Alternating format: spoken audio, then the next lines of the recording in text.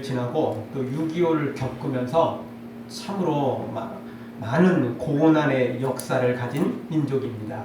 특별히 6.25는 민족 상전의 비극을 우리가 가지고 있으며 70년이 지난 지금도 계속되고 있습니다. 남과 북이 갈라져 여전히 냉전 상태를 지속하고 있고, 특히 북한이 핵 개발과 이 미사일 개발을 멈추지 않기 때문에 언제 또 어떤 일이 벌어질지 모를 정도로 이 위기가 있는 것이 사실입니다. 그런데 이 6.25 전쟁에서 절대 빼놓을 수 없는 것은 당시 중공군의 개입입니다. 이 중공군의 인해 전술로 인해서 거의 이 북한의 거의 모든 땅을 다시 점령했던 유엔군은 후퇴를 할 수밖에 없었습니다. 그리고 그 당시 이 중공군의 사망자는 14만 8,600여 명이나 된답니다. 부상자가 자그마치 79만 8,400여 명에 이른답니다. 그러니까 이 사상자만 90만 명이 넘어가는 거죠. 엄청난 인원이 아닙니까? 도대체 이 많은 군대를 다 동원하기도 힘든데 사상자만 100만 명에 가까우니까 정말 어떻게 말할 수가 없습니다. 그래서 파죽지세로 북한군을 몰아내고 북한을 점령했던 이 유엔군은 이 중공군의 인해 전술 때문에 후퇴를 할 수밖에 없었습니다. 지금이야 미사일을 쏘고 또는 핵폭탄을 떨어뜨리기도 해서 막아낼 수 있겠지만 그 당시에는 총밖에 없었고, 조금 더 좋은 게 있으면 포 그거밖에 없었습니다. 그런데 아무리 쏘고 또 아무리 죽이고 이래도 또 시체를 넘고 또 넘고 또 넘고 넘어오는 군대가 바로 이 중공군이었습니다. 인구가 너무 많은 거예요. 군대가 너무 많은 거죠. 그래서 어떻게 할 수가 없었습니다. 그런데 오늘 성경 보니까 사탄이 바로 이런 인해 전술을 사용하고 있습니다. 힘으로 안 되니까 숫자로 밀어붙이려고 하는 거죠. 물론 이런 인해 전술이라고 해도 하나님 앞에는 아무 소용 없습니다. 쉽게 말한다면 지금 아무리 인해 전술 펴도 핵폭탄 하나 떨어뜨리면 차라리 흩어져 있는 것만 못해요. 그렇잖아요. 모여 있으면 모여 있을수록 더 많이 죽어요. 흩어져 있으면 어떻게든 숨어 있고, 흩어져 있으면 어떻게든 찾아서 죽여야 되는데 모여 있는 놈들은 한 방 딱이면 끝나버리거든요. 하나님 앞에는 이런 인해 전술이 통하지 않죠. 그런데 이 인해 전술이 통하는 게 있는데 바로 우리 사람이라는 거죠. 비록 믿음을 가진 우리 성도들이라 할지라도 이 사탄의 인해 전술에는 이게 통한다는 거예요. 어느 정도. 하나님한테는 안 통하는데 믿음을 가진 우리들한테는 이게 통한다는 것입니다.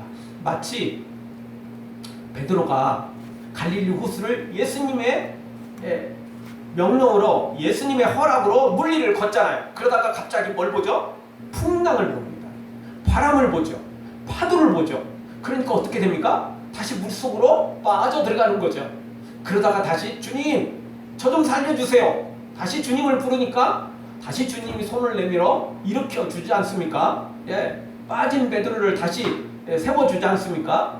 그와 같은 거죠. 우리는 인해 전술로 몰려오면 우리가 흔들리는 거예요. 두려워하고 떨게 되고, 그러다가 다시 주님을 바라보면 괜찮은데 그래도 인해 전술로 공격해 오면 우리가 깜짝 놀라는 거예요. 왜? 숫자가 너무 많거든요. 까마득하거든요. 끝이 안 보일 정도로 몰려오면 놀라게 돼 있죠. 그래서 그런 걸 알기 때문에 사탄이 오늘 성경에 보니까 그런 인해 전술을 사용하고 있습니다. 사랑하는 성도 여러분, 사탄이 아무리 많은 숫자를 동원해서 인해 전술로 밀어붙여도 하나님한테는 아무것도 아님을 기억하고 그 숫자 바라보지 말고 오직 주님 바라보고 오직 하나님 바라보고 승리하기를 주의 이름으로 축원합니다. 자, 오늘 성경을 통해서 우리가 몇 가지 생각해 볼 때 첫 번째 말씀은 사탄이 잠시 풀려나 세상을 미혹하는데 그 수가 어마어마해서 성도들을 포위할 정도라는 것입니다. 사실 사탄은 예수님께서 십자가에 죽으실 때만 해도 자신이 승리한 줄 알았습니다. 예수님을 핍박해서 또 종교 지도자들을 선동해서 백성들을 선동해서 예수님을 십자가에 못 박혀 죽이는 그것이 자기가 승리한 줄 알았어요. 그래서 진짜 사탄이 정말 우리식으로 말하면 만세 삼창을 불렀을 거예요. 그런데 삼창을 다 부르기도 전에 예수님이 죽음을 이기시고 부활하시는 바람에 사탄이 깜짝 놀란 거예요. 자기는 예수님을 죽이고 또 백성들을 구원하러 온 수많은 이 사람들을 죽이는데 자신이 성공했다고 생각했는데 그게 아니고 반대로 예수님께서 십자가에 죽으심으로 우리의 죄를 해결하시고 예수님이 부활하심으로 우리도 부활하게 되는 놀라운 일에 자기가 동참한 거예요. 그러니까 예수님을 십자가에 죽이는 일이 자기한테 이득인 줄 알았는데 유익인 줄 알았는데 그게 아니고 반대로 구원하는 일에 자기가 동조하고 만 거예요. 자기가 돕고 만 거예요. 그러니 사탄이 오죽하겠습니까? 거기다가 또 예수님이 죽음을 이기시고 부활하시는 바람에 사탄의 머리가 완전히 깨져버렸어요. 왜냐하면 예수님이 죽음을 깨뜨렸다, 지옥을 깨뜨렸다, 저주를 깨뜨렸다, 그게 사탄의 머리를 깨뜨렸다 같은 말들이거든요. 왜냐하면 사탄이 지배하는 건 죽음이거든요. 아멘. 사탄이 지배하는 건 저주거든요. 아멘. 근데 그걸 깨뜨렸으니까 당연히 사탄의 머리가 깨진 거죠. 아멘. 사탄의 힘이 깨져버린 거예요. 그래서 사탄이 치명상을 입고 말죠. 아멘. 그런데 오늘 성경에 보니까 이 사탄에게 마지막 기회가 주어지고 있습니다. 그래서 7절 하반절에 보니까 사탄이 그 옥에서 잠시 놓인다는 거죠. 잠시 놓이게 돼요. 마지막 사탄에게 기회를 주는 거죠. 그런데 이 사탄은 그걸 회개할 기회로 전혀 삼지 않고 어떤 기회로 삼죠? 어떻게든 한 명이라도 지옥으로 더 끌고 가려는 계획으로 이 기회를 삼는 사탄의 모습을 봅니다. 진짜 사탄 나온 거죠. 그러니까 사탄이죠, 사실은. 자, 이 사탄이 마지막 발악을 하고 있는 모습이 오늘 성경에 소개되고 있습니다.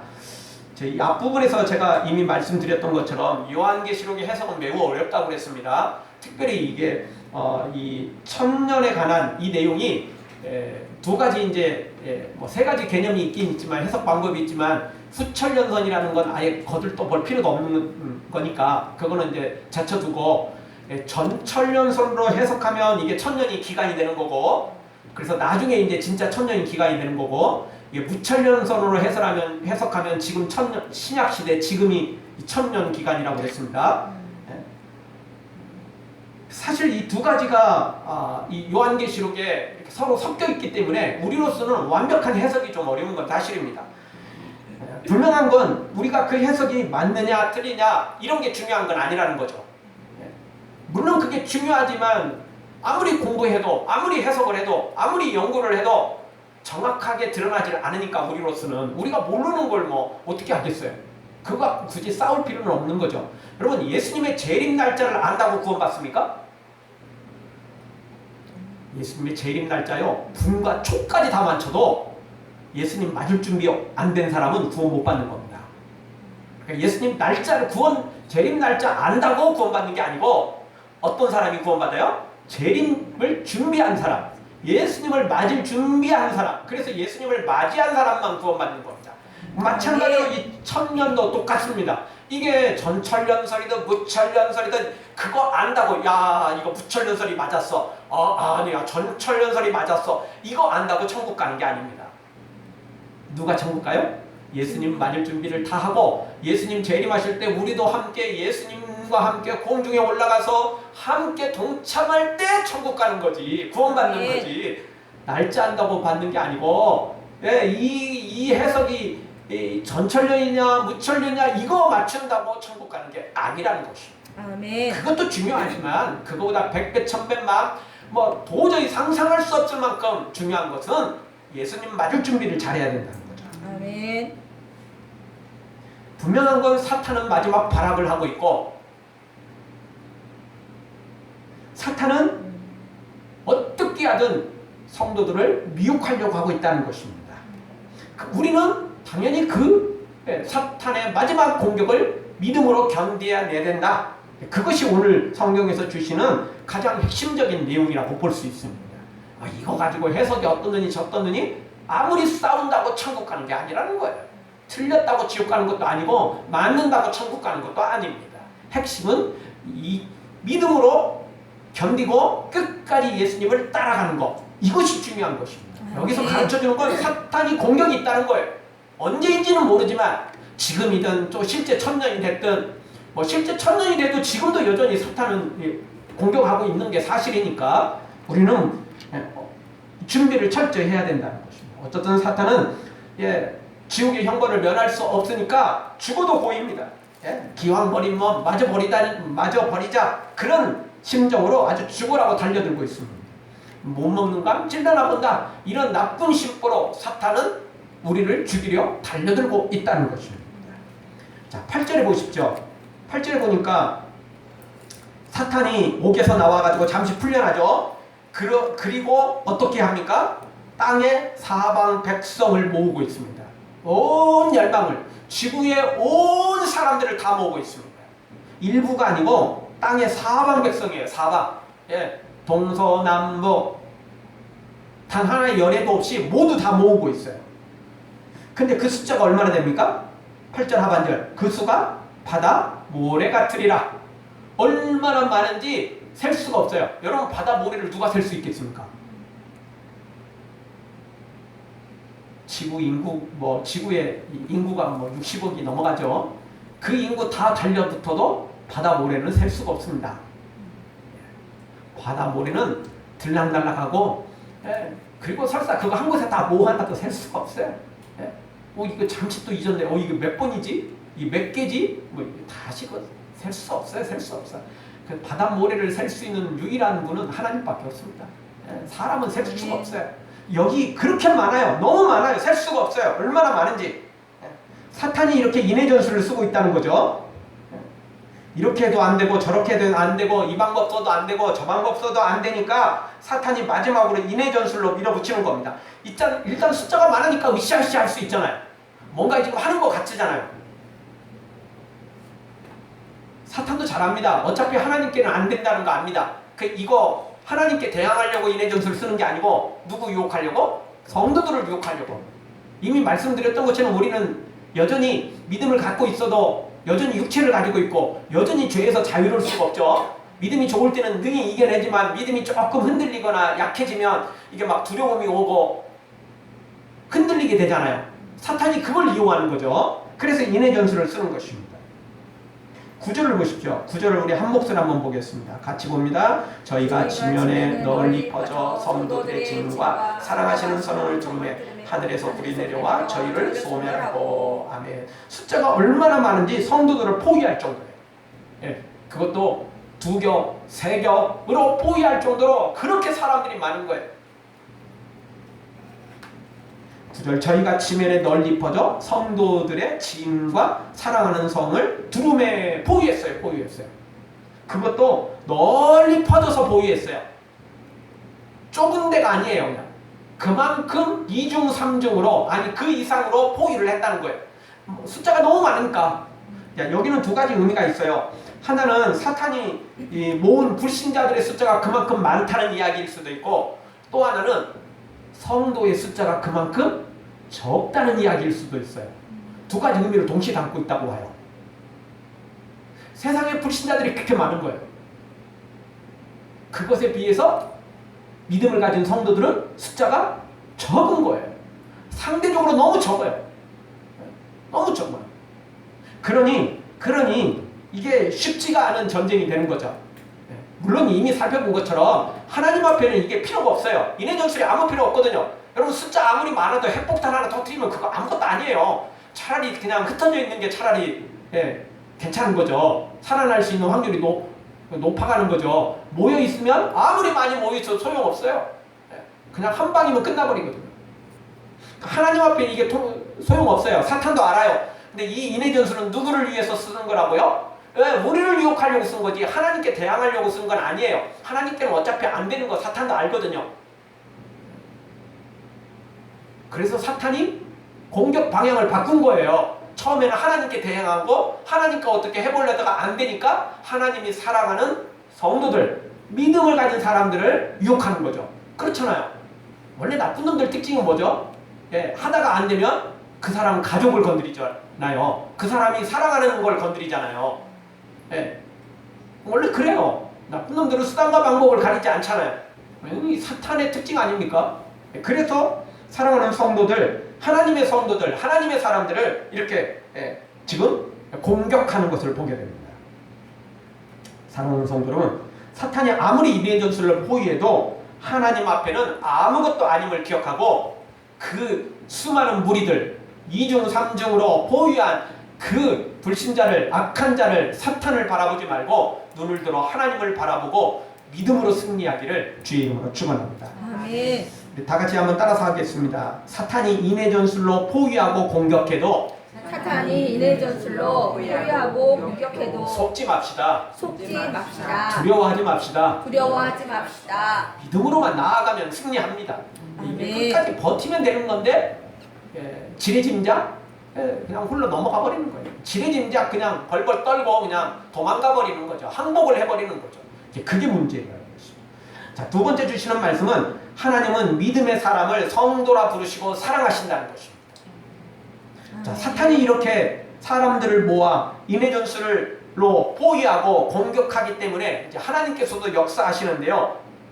일단 하나님만 바라보는, 십자가만 바라보는 믿음으로 달려가는 사람들을 성도라 부르신다는 거죠.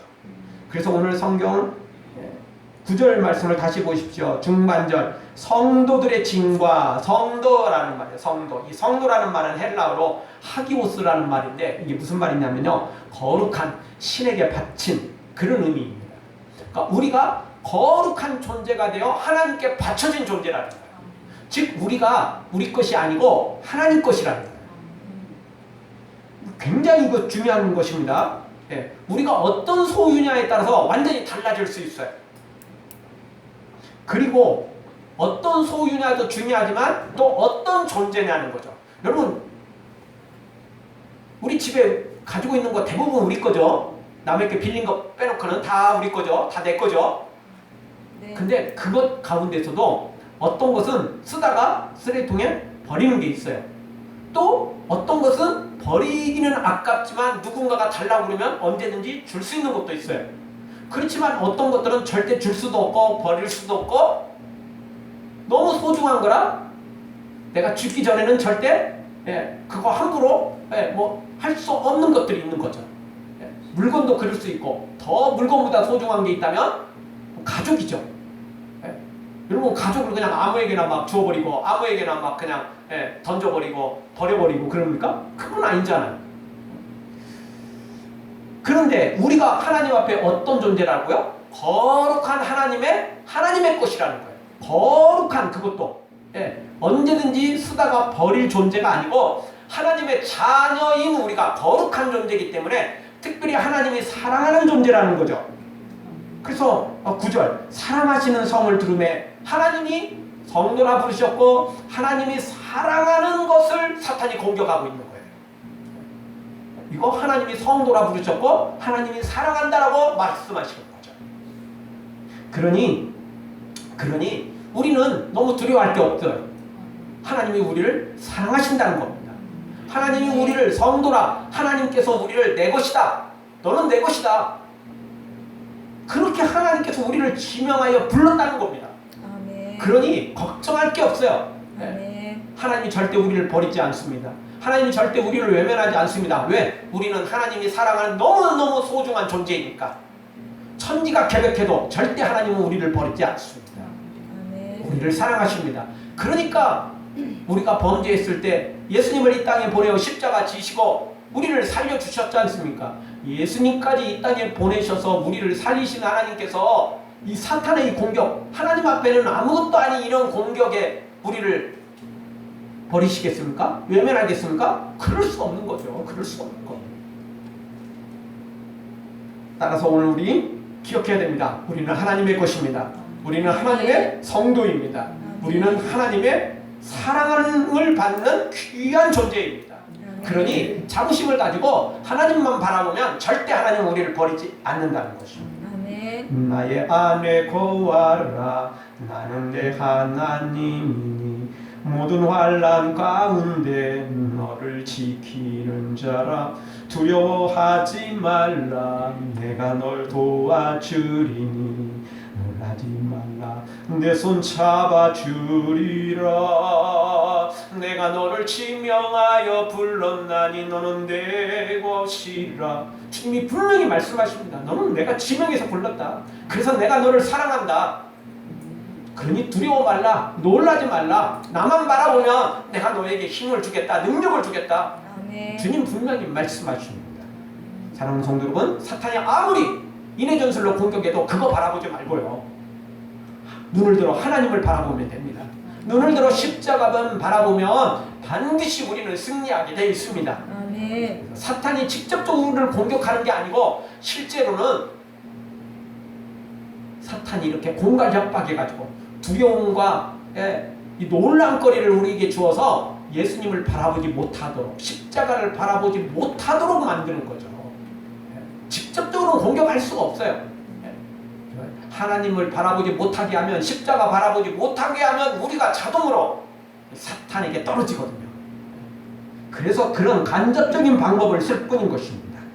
사랑하는 성도 여러분, 비록 우리가 연약하고 부족해 보여도 우리는 하나님의 사람이고 우리가 하나님의 특별한 사랑을 받는 존재임을 기억하고 절대 어떤 일이 벌어져도 하나님에게서 눈길을 돌리지 말고 예수님에게서 눈길을 돌리지 말고 오직 예수님만 바라보고 십자가만 바라보고 달려가 끝까지 승리하기를 주의 이름으로 축원합니다. 아멘. 다시 한번 따라서 하겠습니다. 우리는 하나님의 사람이며 우리는 하나님의 사람이며 사랑받는 자녀입니다. 사랑받는 자녀입니다.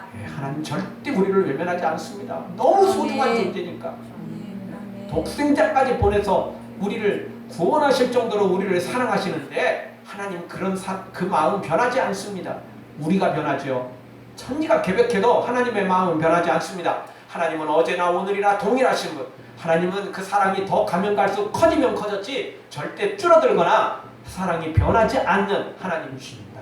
우리 하나님만 믿고 끝까지 믿음으로 달려가 승리하기를 다시 한번 주의 이름으로 축원합니다. 아멘. 마지막 세 번째로 주시는 말씀은 하늘에서 불이 내려와 이 모든 악인들을 태우고 사탄은 불과 유황 못에 던져지게 된다는 것입니다. 사탄이 세상 모든 사람들을 모아 성도들을 포위하고 공격하지만 하나님의 심판 앞에는 아무것도 할 수 없어요. 손 하나 까딱할 수 없는 게 사탄의 모습입니다. 구절을 다시 한번 보십시오. 하반절을 보십시오. 하늘에서 불이 내려와 저희를 소멸하고. 참 불이 무서운 게요. 소방관들이 달려들어서 막 물을 뿌리고 막 이래도 대부분 타버려요. 그러잖아요. 기둥 말고는 남는 게 별로 없는 거 알고 계시잖아요. 그것도 빨리 잡아야 그 정도지 늦으면 기둥도 다 무너져 버리는 거 알고 계시잖아요. 근데 소방관도 없는 불은 어떻게 되죠? 남는 게 없어요. 여러분 우리가 그 쓰레기 배출하는데 그 쓰레기 대부분 어떻게 하죠? 옛날에는 많이 매립을 많이 했어요. 근데 지금은 어떻게 합니까? 대부분 소각을 시킵니다. 남는 게 뭐 있습니까? 약간의 재밖에 없어요. 그 재도 대부분 다 날아가 버려요.